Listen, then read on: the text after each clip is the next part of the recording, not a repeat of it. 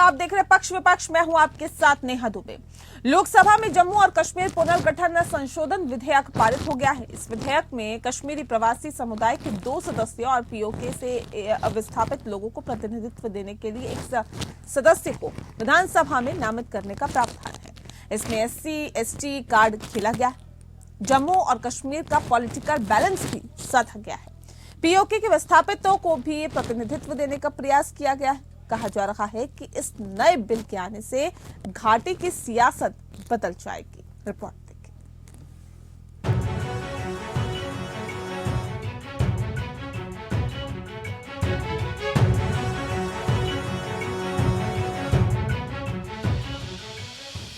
केंद्र की मोदी सरकार जम्मू कश्मीर से जुड़े 2 महत्वपूर्ण विधेयक लेकर आई है। पहला, Jammu Kashmir reorganisation amendment bill 2023 और दूसरा, Jammu Kashmir reservation amendment bill 2023।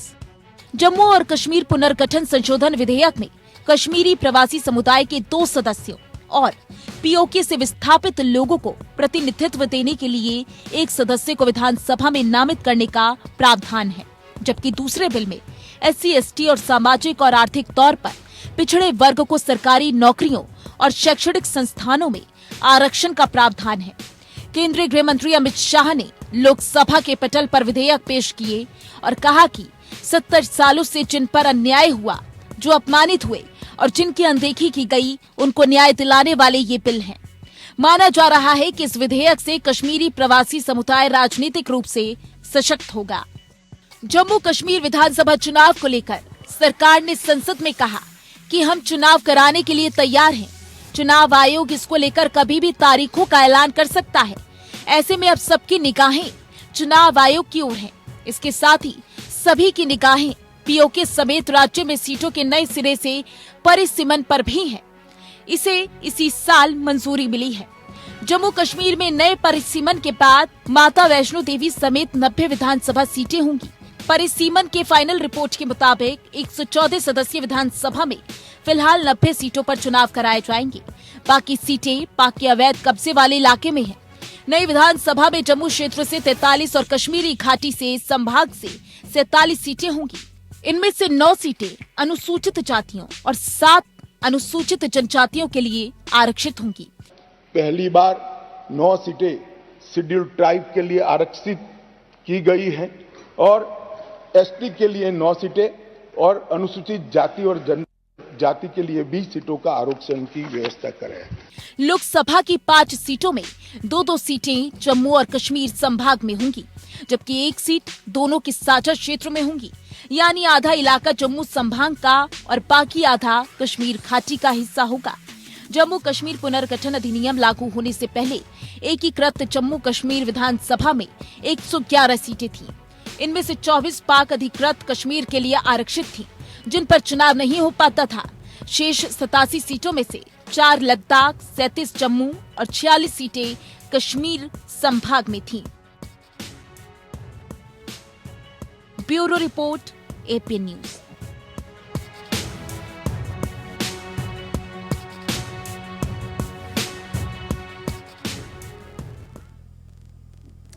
और चलिए इस विषय पे हम तफसील से चर्चा करेंगे, क्योंकि जो 2 बिल पेश किए जाएंगे उसके बाद जाहिर तौर पे सियासत जो है वो एक नया रंग ले लेगी। अब समझने की कोशिश करेंगे कि आखिर किस तरह से और कैसे सियासत अलग मोड़ लेगी।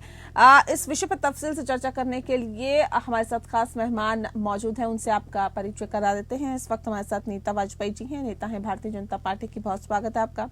सोहित शर्मा जी हमारे साथ है, PDP के प्रवक्ता हैं, बहुत स्वागत है आपका सोहित जी। मनोज तिवारी जी इस वक्त हमारे साथ जुड़ गए हैं, नेता हैं कांग्रेस के।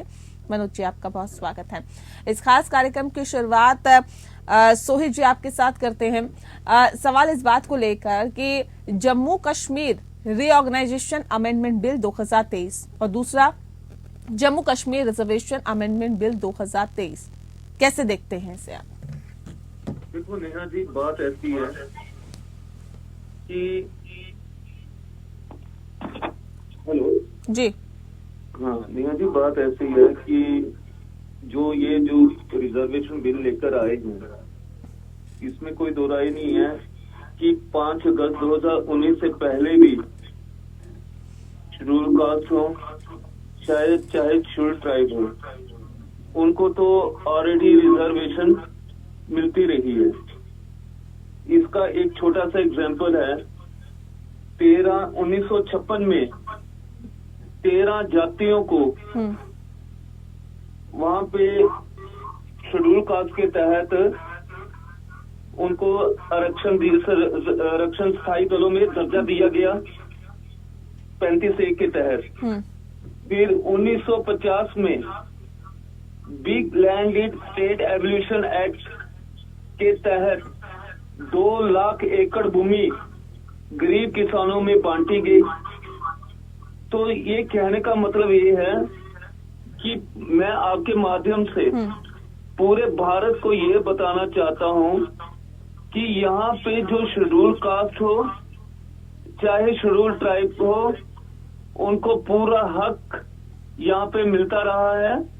और अगर देखें 5 अगस्त 2019 से पहले किसी शेड्यूल कास्ट के साथ कोई ऐसे हालात बने हो जो पूरे भारत में दिखाई दी हो, लेकिन अमित शाह तो ये कह रहे हैं ना सर, कि कह रहे हैं 70 सालों से जिन पर अन्याय हुआ है, जो अपमानित हुए हैं, जिनकी अनदेखी हुई है, उनको न्याय दिलाने वाले ये बिल है। ये कह रहे हैं कि 70 सालों से उनके साथ अन्याय हुआ है।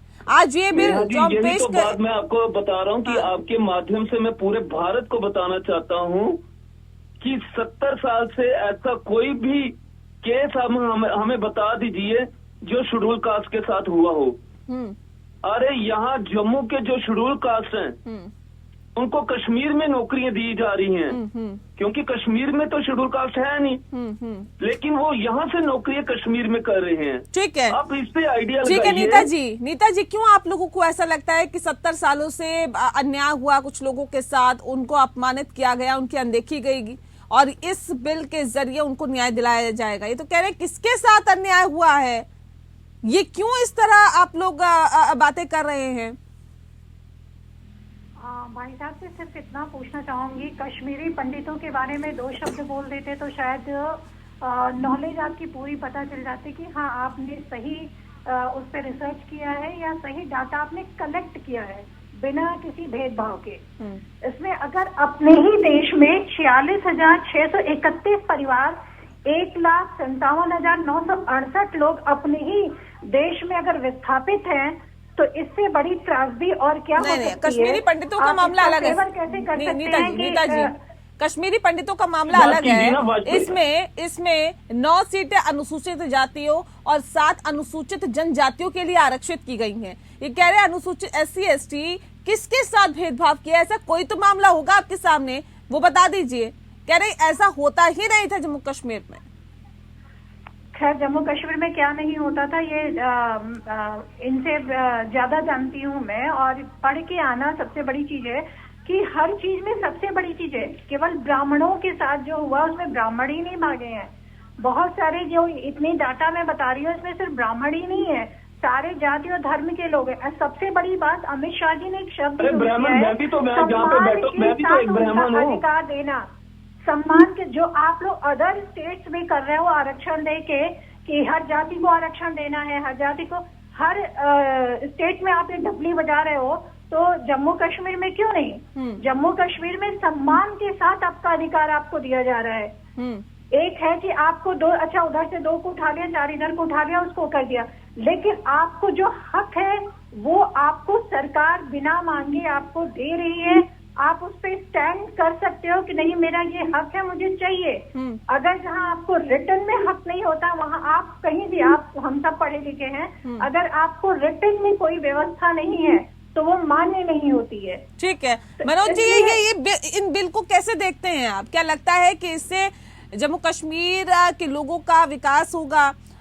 अनुसूचित जनजाति, अनुसूचित जाति सबको साधने की कोशिश की गई है इस बिल के जरिए, इसे कैसे देखते हैं आप?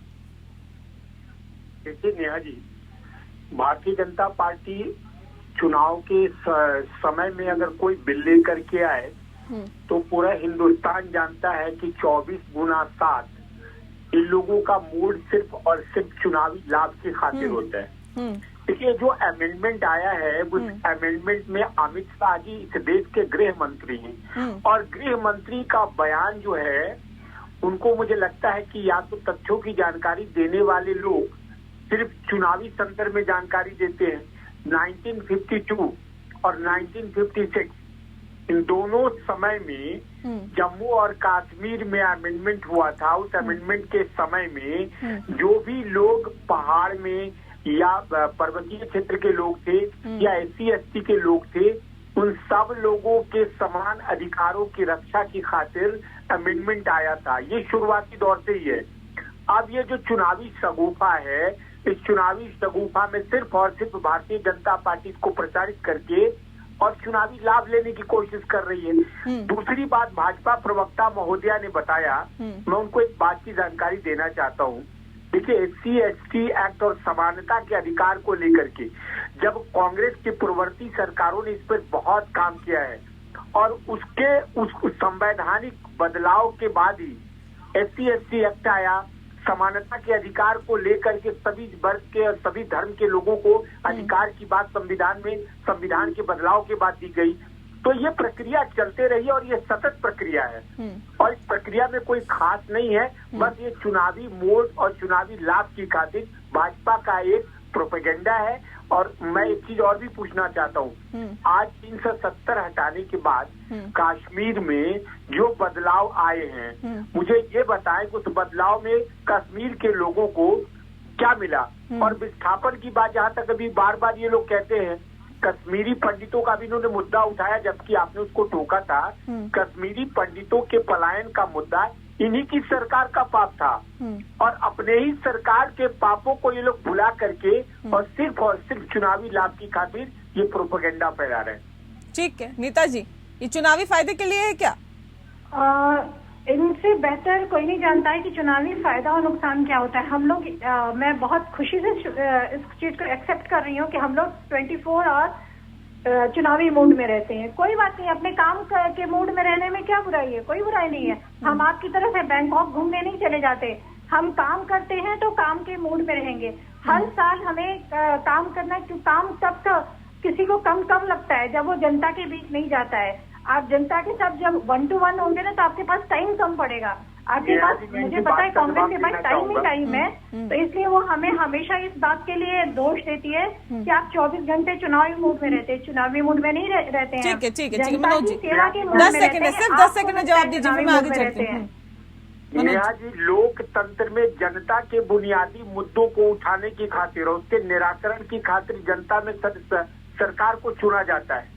चुनावी मोड की खातिर नहीं चुना जाता है। अगर इसको ही आप लोगों ने काम समझ लिया है तो भारत की जनता के सामने आप टेलीविजन चैनल पर बोल रही हैं, ये काम आप ही को मुबारक। ठीक है, बिल्कुल। चुनावी मोड का मतलब मैंने शायद आपने मेरी पूरी जितना मैंने बोला है नहीं, ठीक है, अलग ट्रैक पे जा रहे हैं ना, अलग ट्रैक पे जा रहे हैं, नहीं जाना ना, वहाँ नहीं जाना। नीता जी लगातार हमारे साथ जुड़े हुए हैं और ऐसे में सोहन शर्मा जी आपका रुख कर लेती हूँ। सोहित जी, जिस तरह से कहा जा रहा है कि देखिए परिसीमन के बाद जम्मू की जो सीटें हैं वो बढ़ जाएगी और कश्मीर की भी एक सीट को बढ़ा दिया गया है, कितना फायदा इसका मिलेगा, किसको मिलेगा और इसके पीछे की मंशा आप क्या समझते हैं? देखो, बात ऐसी है नेहा जी कि यहाँ तक जो भारतीय जनता पार्टी की जो मंशा है वो साफ तौर पे दिखाई देती है। जिस तरह से जम्मू कश्मीर और लद्दाख को, इतनी बड़ी स्टेट को इन्होंने यूटी में तब्दील कर दिया और जो हालात इस समय जम्मू कश्मीर में इन लोगों ने बनाए हैं, कॉर्पोरेशन की इलेक्शंस इन्होंने अभी तक करवाई नहीं है।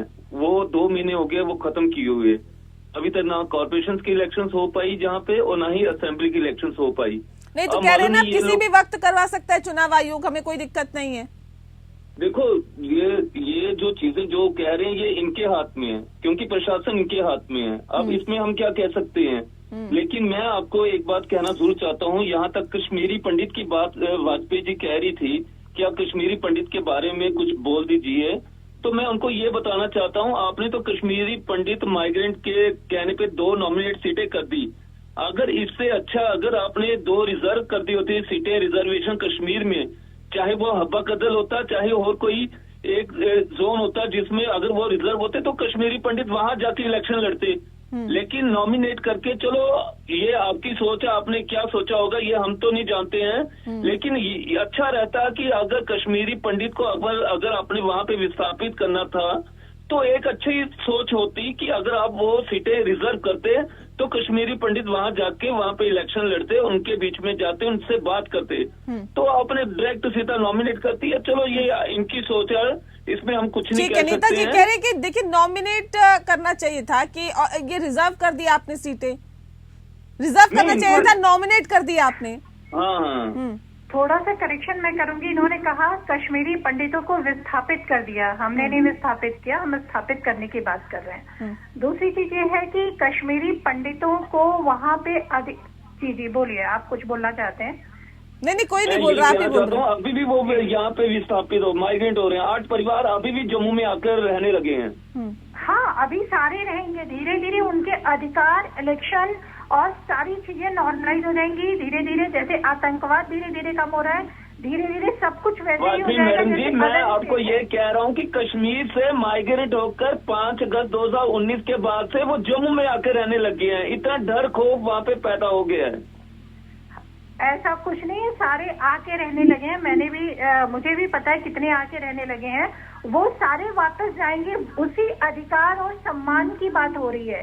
जो बात हो रही है उसी अधिकार और सम्मान की बात हो रही है, ताकि वो अधिकार से रहें कि हम नहीं जाएंगे, उनको जाने की जरूरत ना पड़े, हक से खड़े हैं वो।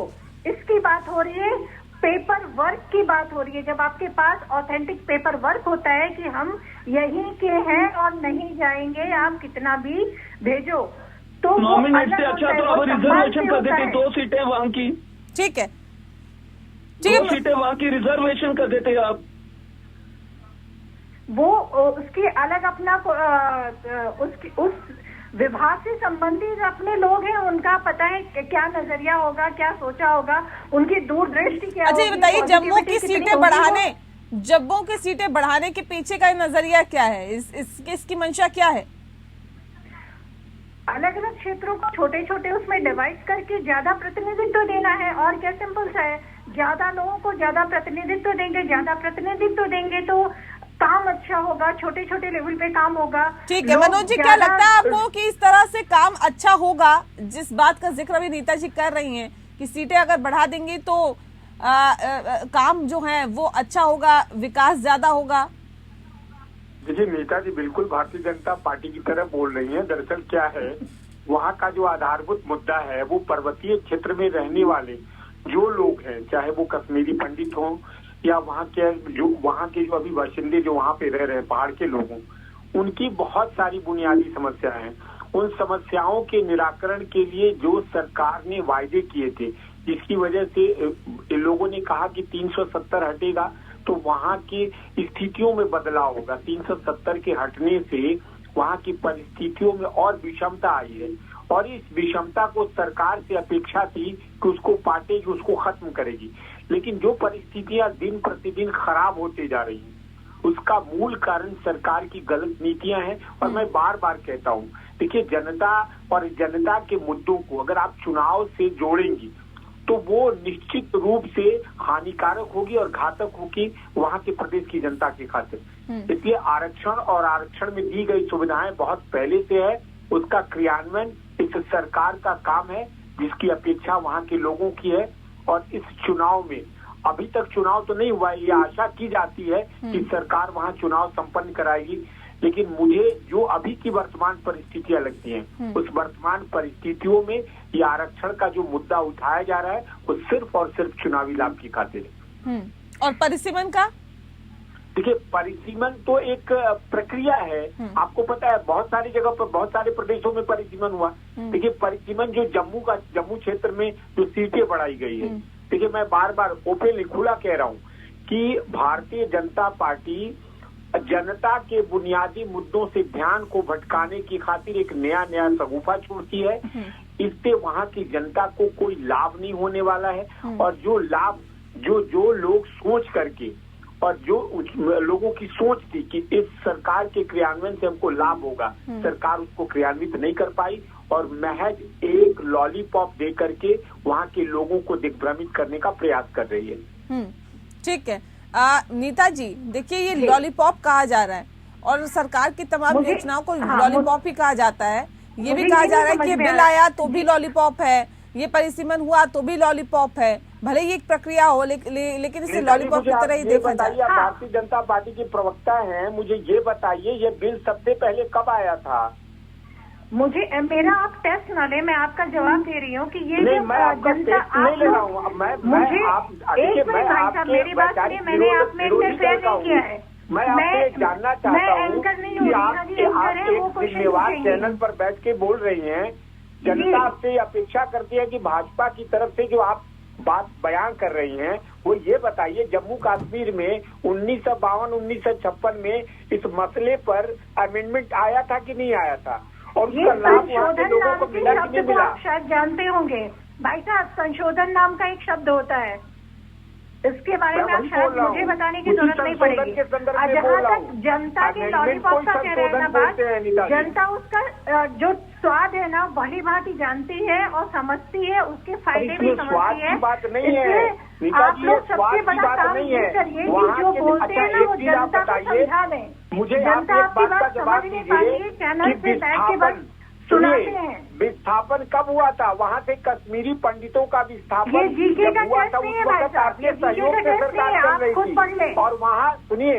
वहाँ जगमोहन जी का नेतृत्व था, उसके बावजूद भी उसका क्या विस्थापित करें लोग हम? जो आज जम्मू में अगर हैं, कश्मीर अरे की सुन तो हालत लीजिए, ऐसी, ठीक है, तो ये हमें दिखता है ना कि किसने क्या किया, कैंप में ये जो दिखता है। लोग जम्मू में पड़े कश्मीर हुए में हैं, आतंकवाद था, कश्मीरी वहाँ से पंडितों के भगाए गए कैंप में लोग, जाकर ये दिखता है। उनके और ये जी, दिखता है कि आपने क्या उनके क्या क्या किया। हालात एक हैं? बात बताना चाहता हूँ, अभी जिस तरह अभी से जो क्या जा रहा है, वाजपेयी ठीक है, मैडम जी ठीक है, बात कर नीता जी। रहे हैं, सोई जिस तरह से वाजपेयी मैडम जी बात कर रहे हैं कि वहाँ पे आतंकवाद खत्म हो गया है, अब वहाँ पे आतंकवाद नहीं रहा है, बहुत कम हुआ है, बहुत ज्यादा। बहुत कम हुआ, वही मैं बता रहा हूँ, वही मैं बता रहा हूँ कि हम जम्मू में रहते हैं, हम जम्मू में रहते हैं।